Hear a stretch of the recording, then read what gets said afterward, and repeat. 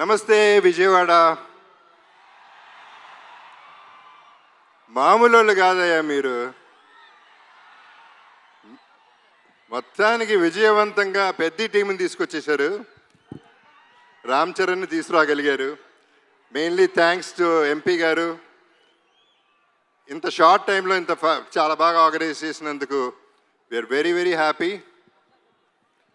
1962 Benz circle దగ్గర సరోజినీదేవి హాస్పిటల్లో నేను పుట్టాను. అప్పుడు బెజవాడ. సో బెంజ్ సర్కిల్ నాకు బాగా తెలిసి అప్పుడు వాకింగ్ స్ట్రీట్ అయి ఉండేది. ముంతకింద పప్పు, గవర్నర్ పేటలో ముంతకింద పప్పు ఇవన్నీ తిని ప్రతి హాలిడే ఇక్కడ ఎంజాయ్ చేసినాడిని, మీతో పెరిగినాడిని, మీతో ఉన్నాడిని, మీతో ఉండిపోయేవాడిని. నేను ఇక్కడ పుట్టింది ఎంత వాస్తవం. పెద్ది అనే సినిమా ఇండస్ట్రీకి, డిస్ట్రిబ్యూటర్స్కి, ఎగ్జిబిటర్స్కి, మాకు ఆర్టిస్టులకి, మీ అందరికీ పెద్ద దిక్కు అవుతుంది. ఇది వేరే రేంజ్కి వెళ్ళిపోయే సినిమా. అందరూ గట్టిగా ఊపిరి పీల్చుకునే టైం, అందరూ ఆకలి, అందరు దాహం తీర్చే టైం ఇది.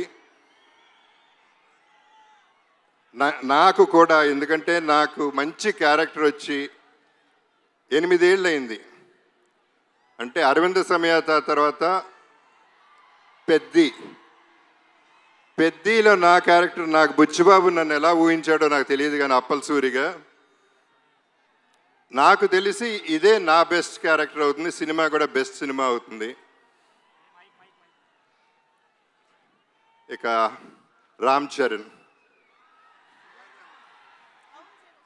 చరణ్ మెగా పవర్ ఏంటో ఈ సినిమాలో చూపిస్తాడు. ఏ స్టేట్కి వెళ్ళినా, ఏ కంట్రీకి వెళ్ళినా అక్కడి నుంచి 6 కొట్టాడు. ప్రతి షాట్ సినిమాలో 6రే. మీరు క్యాచ్ పట్టుకోవాలంతే. వాళ్ళ నాన్నగారు చిరంజీవి గారితో ఒక చిన్న డిస్కషన్ జరిగింది, మెగాస్టార్ గారితో. అప్పుడు నేను చరణ్ అంటే నాకు చాలా ఇష్టం. నేను మాట్లాడుతూ ఎంత ఎదిగిపోయాడండి అని చెప్తా ఉంటే ఆయన ఒక మాట అన్నారు. Charan talent wise, career wise, success wise ఒక ఎత్తు అయితే, మనిషిగా సక్సెస్ అయ్యాడు. ఒక మంచి మనిషిగా. ఆ మంచి మనిషి, మంచి మనసు నేను సెట్లో చూస్తూ ఉంటాను. కలిసినప్పుడల్లా ఆ చూపులో, ఆ మాట, ఆ పిలుపులో కనపడుతూ ఉంటుంది. సో తనతో ఎప్పుడైనా ఏదైనా నేను ఎప్పుడూ రెడీగానే ఉంటా. ఎందుకంటే ఆపర్చునిటీ రావటమే గొప్ప విషయం. తన మనసు గురించి చెప్పాలంటే సాయిధరం తేజ్ ఒకసారి అన్నాడు, తన ఇంట్లో వాళ్ళ పేరెంట్స్తో పాటు వాళ్ళ బాబాయ్, మన డిప్యూటీ సీఎం గారు పవన్ కళ్యాణ్ గారు, తన కజిన్స్ అందరితో చాలా ఆప్యాయంగా ఉంటాడు. చాలా సరదాగా అల్లరి చేస్తూ కలిసిమెలిసి ఉంటామని చెప్పాడు. చాలా సంతోషం.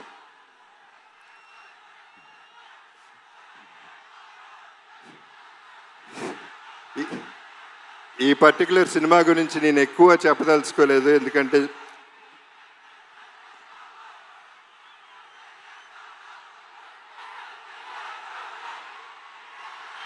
ఓకే.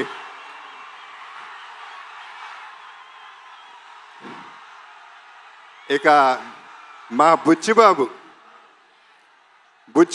పోర్టబుల్ సైజులో, బఠానీ సైజులో ఇంత ఉంటాడు.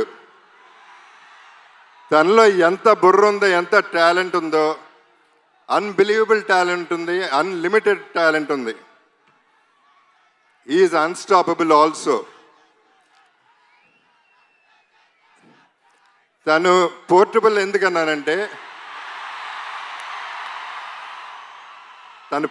ఎందుకన్నానంటే ఇలా ఉంటాడు, అందరు సంకల్లో దూరిపోతూ ఉంటాడు, చాలా ప్రేమగా ఉంటాడు. ఆ పోర్టబుల్ సెట్ని ఎక్కడికంటే ప్రతి ఇంట్లో, ప్రతి గుండెల్లో చేర్చేసుకుంటారు. అసలు వదిలితే సంకెక్కేస్తాడేమో అటువంటాడు. తను ప్రతి క్యారెక్టర్ డిజైన్ చేసిన విధానం అద్భుతంగా ఉంటుంది. మీరు చూస్తారు సినిమా, నేను ఎక్కువ చెప్పవసరం లేదు, మీ అందరికీ అన్నీ బాగా తెలుసు. ఇక రెహమాన్ గారి గురించి అప్పుడు ఇప్పుడు ఎప్పుడు కూడా సెల్యూట్ సార్. ఇక ర్యాండీ ఒక వన్ మోర్ అనేది ఎప్పుడు వినపడుతుంది దగ్గర. అండ్ ధైర్యంగా టేక్ ఓకే అని చెప్పగలే ధైర్యం ఒక్క ర్యాండీకే ఉంది డైరెక్టర్ కంటే ముందు. అంత క్యాలిబర్ ఉన్న ర్యాండీతో పనిచేశాను. నా అదృష్టం ఈ సెకండ్ ఇన్నింగ్స్లో ఇటువంటి వాళ్ళతో పనిచేయగలుగుతున్నాను.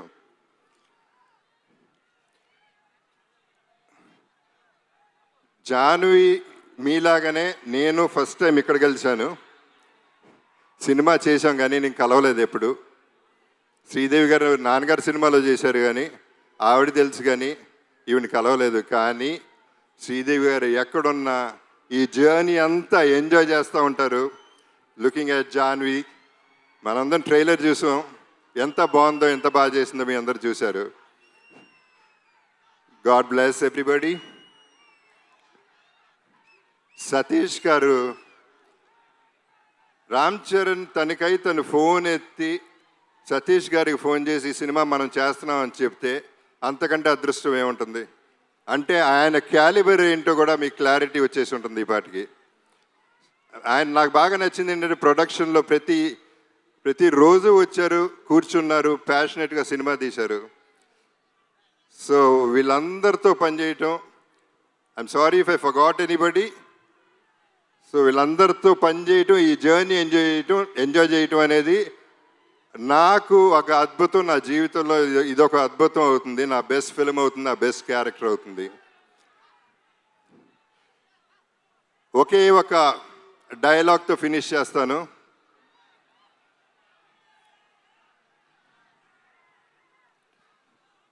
ఆఖరికి వచ్చను కూడా ఒంట్లో దాచుకుని బతకాలంటారా దీని అమ్మ బతుకు. మీ అప్పల సూరి.